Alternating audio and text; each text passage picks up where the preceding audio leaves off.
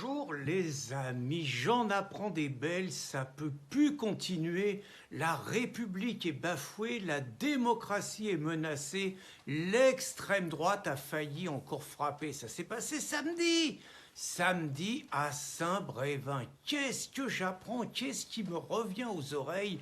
Il paraît que des dizaines et des dizaines de groupes de jeunes et tout avaient monté une action haineuse. Ils étaient prêts à occuper le CADA de Saint-Brévin. Alors déjà qu'il y avait d'autres jeunes, là, à Argos, qui sont venus à Cherbourg avec leurs banderoles contre Oumar Ndiaye, victime des discriminations, c'est pour ça qu'il est devenu violent.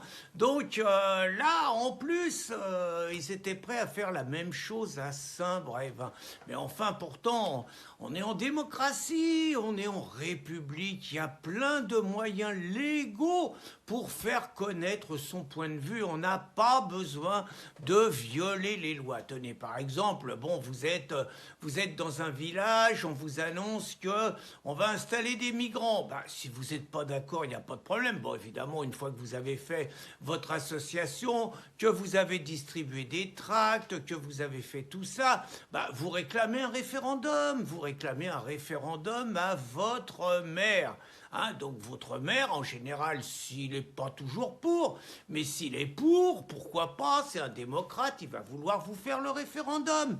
Oula! Là, le préfet il va dire forbidden, interdit, nein, interdit de faire un référendum au niveau local parce qu'il paraît que l'immigration c'est une chasse réservée à l'État, c'est une prérogative régalienne de l'État qui paraît, et donc les villages, ils n'ont pas le droit de voter sur l'immigration, qu'on appelle ça référendum, consultation citoyenne, c'est interdit. Hidalgo, elle peut faire un référendum sur les patinettes à Paris, là il n'y a pas de problème, c'est autorisé, mais sur le changement de peuple, si on vous colle, vous êtes un village de 500 personnes, on vous colle 200 clandestins, ça vous regarde pas, c'est l'État qui doit décider. Alors au niveau national, c'est pareil. Hein.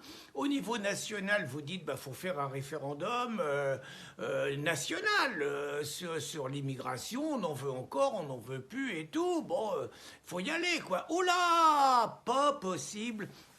Les juristes aux ordres de Macron, bien sûr, et des immigrationnistes, ils vous disent que le référendum, il n'y a que 4 sujets qui rentrent dans le référendum et que l'immigration, ça rentre pas dedans, ça c'est pas possible. Donc on a un copain, Jean Dacre, je vous ai mis l'article, qui a démontré complètement que les 4 sujets, ça concerne complètement l'immigration, mais ils n'ont pas l'air chauds. Bon, il est vrai que le maire de Calac avait dit que 80% des Français voteraient contre, et je suis certain que si on posait la question aux Français sur l'immigration, quelle que soit la façon dont on pose la question, je suis certain que la réponse serait claire. Donc, le référendum, c'est pas possible. Alors, vous allez me dire, on organise des manifestations.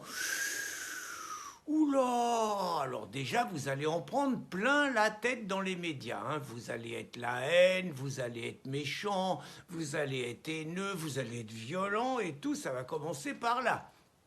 Et puis, après, vous allez vous prendre les antifas sur le terrain. Vous allez vous prendre les antifas sur le terrain et vous allez être agressé par les antifas. Mais les médias, ils diront que les violences sont venues de l'extrême droite. Hein, donc, c'est nécessaire. Hein, vous amenez du monde, vous faites des prises de parole, vous médiatisez. Mais après la manifestation, c'est cause toujours, sauf un cas exceptionnel à Calac où les manifestations ont été efficaces. Mais sinon, que ça soit à Bel-Abre, que ça soit à Saint-Brévin pour l'instant, disons que les manifestations servent de prétexte, elles sont nécessaires, hein, mais elles servent de prétexte à diaboliser naturellement les résistants, les patriotes qui sont qualifiés par l'école Labo d'extrême droite. Donc après, ce qu'ont voulu faire les copains, occuper le CADA, honnêtement, c'était une superbe idée. Hein. Moi, là, bon, je vous étonnerais pas si je vous disais que ça m'était un tout petit peu arrivé aux oreilles, mais honnêtement, ça aurait été un truc grandiose, un truc qui aurait ressemblé un petit peu à l'occupation de la mosquée en construction de Poitiers par Génération Identitaire en octobre 2012. Alors là, qu'est-ce qu'on aurait entendu? On aurait entendu la bête immonde, la haine, la violence, on aurait eu une contre-manif d'Antifa, puis de toutes les pleureuses, de tous les bobos, on nous aurait fait passer pour des monstres, ça aurait été grandiose, mais en plus, à mon avis, on se serait pris une garde à vue. On serait pris une garde à vue de 48 heures, comme les jeunes de Cherbourg. À mon avis, ça se prenait une comparution immédiate. Et à mon avis, ça se prenait des dissolutions par Moussa, qu'aurait sauté sur l'occasion pour dire qu'il était encore obligé de dissoudre les factieux. Alors sinon, bah, qu'est-ce qui vous reste? Allez, tailler la mairie, tailler la maison du maire, tailler la maison des conseillers municipaux favorables à l'installation de clandestins. C'est pas nos méthodes, crever les pneus, allez, c'est pas nos méthodes, les gars, c'est les méthodes de gauchistes, ça, c'est les méthodes de nos ennemis. On va quand même pas se comporter comme nos ennemis, non, hein. En tout cas, moi, je condamne, hein, donc ça, c'est pas bien, les gars, c'est pas bien. Ou alors, sinon, moi, vous voyez, je suis athée, mais je pense qu'il faut croire de temps en temps à la providence divine.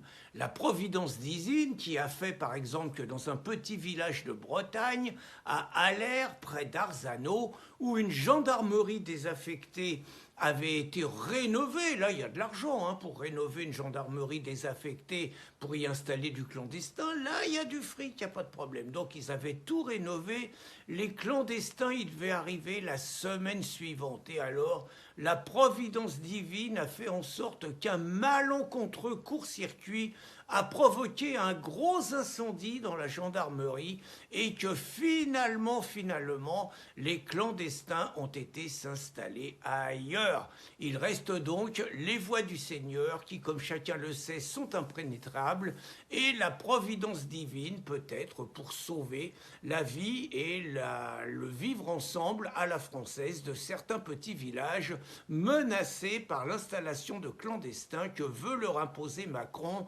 soutenu par toute la gauche. Ne me demandez pas de faire une prière, ne m'en demandez pas trop. Bonne journée les amis.